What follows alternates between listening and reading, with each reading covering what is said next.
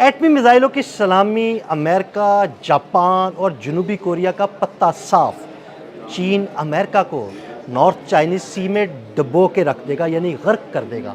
जी हाँ, बिल्कुल एक अहम खबर सामने आई है और ख़बर यह है कि शी जिनपिंग शुमाली कोरिया का दौरा करने वाले हैं। इस दौरे में क्या होने वाला है, इस बारे में आमिर रज़ा से बात करते हैं। आमिर भाई, एक बड़ी अहम खबर, एक बड़ा दौरा, तकरीबन 7 साल बाद शी जिनपिंग जो है ना शुमाली कोरिया जा रहे हैं। क्या बड़ा होने जा रहा है? देखिए, पहली बात तो यह है कि चीन का पूरी दुनिया के अंदर सिर्फ एक मुल्क से दफ़ाई मुआहदा है। वो दफ़ाई मुआहदा जिसमें एक पर हमला, दूसरे पर हमला। हमारे सुनने वाले जो हैं वो इसको सऊदी अरब और पाकिस्तान के दफ़ाई मुआहदे के साथ मुंसलिक कर सकते हैं। इस तरह का चीन का पूरी दुनिया में सिर्फ एक मुल्क से ऐसा मुआहदा है, उसका नाम शुमाली कोरिया है। अच्छा। और शुमाली कोरिया में 7 साल के बाद शी जिन का जाना, वो हमारी ख़बरें जो कि हम देते रहे हैं, जो कि आपने तोसाशिमा था, आपने मुलाकात था, तो हमने कहा था कि चीन का इंटरेस्ट इस समंदर के पानी में है। नॉर्दर्न चाइनीज़ सी जो है ये जापान के लिए और जनूबी कोरिया के लिए हर आने वाले दिन के साथ बंद होता चला जाएगा। शी जिन 7 साल के बाद जो जा रहे हैं, इसकी एक बड़ी वजह ये है कि एक बड़ा एटमी ट्राइका बनने जा रहा है। इस एटमी ट्राइका का जो भी नाम रखा जाएगा वो अलग है, लेकिन एक बड़ा दफ़ाई मुआहदा होने जा रहा है चीन, शुमाली कोरिया और रशिया। आप यूँ समझें कि वो उसको इस्तेमाल किया जाएगा, चीन भी और रशिया भी, कि अमेरिका को थ्रेटन करने के लिए, ताकि इन पानियों के अंदर जिसमें 90% तजारत जो है चीन की इससे मुंसलिक है, वहाँ पर रखा जाए। पिछले दिनों रूस के सदर ने दौरा किया था, पुतिन ने चाइना का, और चाइना का दौरा करने के बाद उन्होंने ये फैसला किया था कि शुमाली कोरिया को भी इस इत्तेहाद के अंदर शामिल किया जाए। और अब शी जिन यही प्रपोज़ल लेके जो है वहाँ जा रहे हैं। ये उसी दौरे की कड़ी है, ये उसी दौरे की कड़ी है। और इसमें शी जिन जो है ये कम ऑन जो है उसके साथ ना सिर्फ मुआहदा करेंगे, बल्कि रूस भी अगले मरहले में यहाँ पर आएगा। ये एक बड़ा इत्तेहाद बनने जा रहा है, जो कि जापान और जनूबी कोरिया, आपने शुरू में जिक्र कर दिया, जापान और जनूबी कोरिया के मफादात भी यहाँ पे हैं, लेकिन दोनों मुल्कों में अमरीकी फौजी अड्डे ऐसे ही है। बिल्कुल, दोनों मुल्कों के अंदर अमरीकी फ़ौजी अड्डे हैं और उनकी तजारत की तमाम तर निगरानी जो है वो अमेरिका करता है। अमेरिका अपने बहरी बेड़े, जहाज़, अपने फ़ौजी, अपने इंटरसेप्टर्स, अपने मिसाइल जो हैं इन मुल्कों में रखता है। और उससे वो थ्रेटन करना चाह रहा था चाइना को, शुमाली कोरिया को, इवन रशिया को। शुमाली कोरिया को थ्रेटन नहीं। देखें, शुमाली कोरिया ICBM रखने वाला मुल्क है। दुनिया के वो 6 ममालिक जो कि ICBM इंटरकॉन्टिनेंटल बैलिस्टिक मिसाइल रखते हैं, उनमें शुमाली कोरिया भी शामिल है। और शुमाली कोरिया के शामिल होने से मुराद ये है कि चीन पूरी तरह उसको सपोर्ट करता है। मैंने आपसे कहा दफ़ाई मुआहदा उसके साथ है। उसके बाद रशिया है। तो ये नज़र ये आता है कि चाइना अगले आने वाले दिनों में अमेरिका की एंट्री इस खत्ते में बैन कर रहा है। ये जो हमारा फार ईस्ट का एरिया है, जिसके अंदर ये सारे समंदर मौजूद हैं, और उनके अंदर तिजारत जो है जापान की और कोरिया की होती है। ताइवान को घेरा जा रहा है। ताइवान एक और इशू है चीन के लिए। और ये गुज़िश्ता दिनों जब ट्रंप ने दौरा किया चाइना का, तो उन्होंने कहा भाई ये हमारी रेड लाइन है, इस पर कोई बात नहीं। बात की भी नहीं। ताइवान के मतलब जब सवाल हुआ ट्रंप से सवाल हुआ, तो उसका जवाब बड़ा दिलचस्प था। ट्रंप से सवाल हुआ कि आपने ताइवान के ऊपर कोई बात चीन से की, तो उन्होंने कहा चीन इज़ अ ब्यूटीफुल कंट्री। देखें, आप China is a beautiful country कह के आपने अपनी जान छुड़ाई। इसका मतलब ये है कि नज़र आ रहा है कि शुमाली कोरिया के ज़रिए ताइवान को सबक, अगर ताइवान ना माना तो ताइवान को सबक सिखाया जाएगा। ये हज़ारों साल से चीन का हिस्सा रहा है।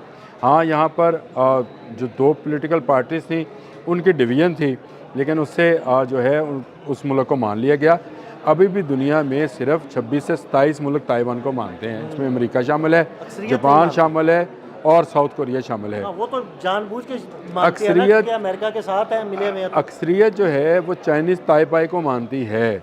चीन ने कम से कम ये अपना असर रसूख तो रखा हुआ है कि इस वक्त भी ताइवान को कई ममालिक नहीं मानते हैं।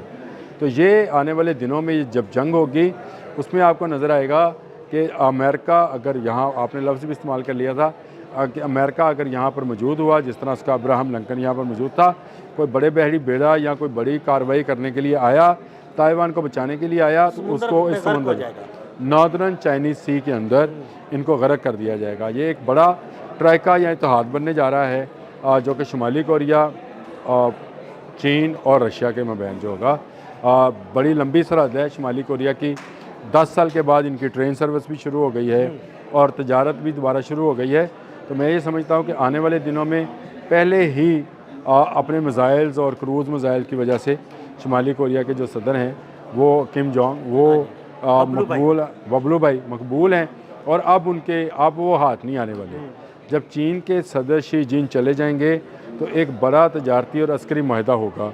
इस बड़े तजारती और अस्करी माहिदे के बाद आप ये समझें कि नॉर्थ कोरिया शायद साउथ कोरिया को खा जाएगा। बिल्कुल ये ऐसे ही है। और चाइना जो है वो ताइवान पर आराम से जो है वो अपना हक, जो उसका पहले भी हाँ, उसका हक जताते हैं और वाकई उसका हक भी है, तो वो उस पर भी जो है कब्ज़ा कर लेगा। ये जंग क्योंकि यहाँ आपने हमज़ में है, मैंने पहले भी कहा था कि इसको जंग को उस तरफ भी जाना है और उस तरफ जाकर अमेरिका ज़्यादा डूबेगा। अब अमेरिका ने फैसला करना है कि वो कितनी जल्दी ये जंग जंग की लपेट में आता है, क्योंकि अगर उसने यहाँ से फारिग होके, जो कि आने वाले चंद दिनों में अल्लाह करे हो जाए, तो उसने अपने बहरी बेड़े कहीं मसरूफ़ करने हैं। उसके लिए शायद उसने ये तरीका अख्तियार किया था, लेकिन ये तरीका उसको उलट पड़ेगा, क्योंकि इसमें 3 मुल्कों का मफाद जो है इस नॉर्दर्न चाइनीज़ सी के अंदर मौजूद है। जो इसके अलाइज़ हैं जैसे साउथ कोरिया है, जापान है, वो शायद अपने आप को ना बचा पाएंगे। अच्छा आमिर भाई, इस वक्त मशरक़ वस्ता में एक जंग जारी है, ईरान उस पर मसरूफ़ है, अमेरिका भी मसरूफ़ है और ईरान एक इत्तेहादी है रशिया का। तो क्या आपको लगता है कि मुस्तकबिल में इस ट्राइका में ईरान भी शामिल हो सकता है? देखिए, मैं तो बहुत अरसे से आपसे बात कह रहा हूँ कि दुनिया ने 2 ब्लॉक्स में जाना ही जाना है। उसमें आप और मैं अगर उसको रोकना भी चाहे तो नहीं रुकेंगे, क्योंकि ये कोल्ड वार से अगला हॉट वार का इरा है। इसमें जंगें होनी हैं और जंगों में मुल्कों ने फ़ैसला करना है कि उन्होंने किस कश्ती के अंदर सवार होना है। इस वक्त दुनिया में अमेरिका को जो मार पड़ी है ईरान के हाथों, उसके बाद ईरान बहुत इंपॉर्टेंस इख्तियार कर गया है। ईरान के पास मादनियात, तेल, गैस और जो रेयर अर्थ मिनरल्स हैं उनकी बड़ी मकदार दौलत से माला माल है। तो कोई मुल्क भी ये नहीं चाहेगा कि वो इसके साथ अलायंस ना करे, पहली बात। दूसरी बात है कि हमें भी पता है कि जो बैलिस्टिक मिसाइल्स टेक्नोलॉजी है, इसमें शुमाली कोरिया ने ईरान का बड़ा साथ दिया था। ऐसे ही है। देखें, ये वो टेक्नोलॉजी है जिसको लेकर इस वक्त इजराइल और अमेरिका भी थर-थर कांपते हैं, क्योंकि उसके बैलिस्टिक मिसाइल्स रुक नहीं पा रहे हैं उनसे। हर आने वाले दिन में वो नया बैलिस्टिक मिसाइल जो है उसका तजर्बा करता है। तो मिसाइल तजर्बात के हवाले से अगर देखा जाए तो मैं ये कहता हूँ कि शुमाली कोरिया और ईरान बहन भाई हैं या भाई भाई हैं। बिल्कुल, दोनों बहुत ज़्यादा तजर्बात करते हैं। तो दोनों की टेक्नोलॉजी भी मिलती जुलती है, जो कि चीन और रशिया की टेक्नोलॉजी का एक मिक्सचर है। बिल्कुल ऐसे ही। इसलिए ये इंटरसेप्ट नहीं हो पाता है। तो शुमाली कोरिया पहले ही ईरान के साथ राब्ते में है। रूस के लिए ईरान एक मंडी है दिफाई साजो-सामान की, और चाइना के लिए ये एक फीडिंग पॉइंट है ऑयल के हवाले से। तो आप ज़रा समझें कि तीनों ट्राइका जो हम बात कर रहे हैं उसकी, तीनों ट्राइका का अगर किसी जगह पर जाकर मफाद मिलता है तो वो ईरान है। तो वाई नॉट ईरान। ईरान ने अपनी पावर भी शो कर दी है। अमेरिका को नंबर 1 से नंबर 3 पर लाने वाला भी ईरान है, तो इसलिए ईरान को भी इसमें शामिल किया जा सकता है। दूसरी बात समझे, अनडिक्लेयर्ड कुव्वत है शुमाली कोरिया, अनडिक्लेयर्ड कुव्वत ही होगी ईरान। बिल्कुल, यानी चीन और रशिया एटमी कुव्वतें हो सकती हैं। चीन और रशिया जो हैं उन्होंने बड़ी प्लानिंग के साथ जो है ये काम तैयार किया है। एक तरफ शुमाली कोरिया को उन्होंने एटमी कुव्वत डिक्लेयर भी करा दिया है, नहीं भी किया, जैसे इसराइल है डिक्लेयर्ड भी है, नहीं भी डिक्लेयर। इसी तरह उन्होंने शुमाली कोरिया के किया। आने वाले दिनों में याद रखिएगा, ईरान भी अनडिक्लेयर्ड जो है ये होगा। ईरान की पार्लियामेंट ने ICBM जो है इंटरकॉन्टिनेंटल बैलिस्टिक मिसाइल के लिए ख़त लिख दिया है। ये ख़त इस बात का पेश खेमा है कि ईरान किसी वक्त भी एलानिया ICBM का बड़ा तजर्बा करने जा रहा है और ये एटमी वॉरहेड ले जाने वाला होगा। उसके बाद आपको समझ आएगी कि अगर फिर दोबारा से कोई एग्रेशन दिखाया गया ईरान के ख़िलाफ़, तो ईरान अनडिक्लेयर्ड नहीं फिर डिक्लेयर्ड एटमी कुव्वत हो जाएगी। बहुत शुक्रिया आमिर भाई। आमिर भाई ने बड़ी तफसील के साथ इस सारे मामले पर रोशनी डाली। मज़ीद अपडेट्स के लिए मैं फॉलो करते रहें। अदील अहमद और आमिर रज़ा को इजाज़त दीजिएगा। अल्लाह हाफ़िज़।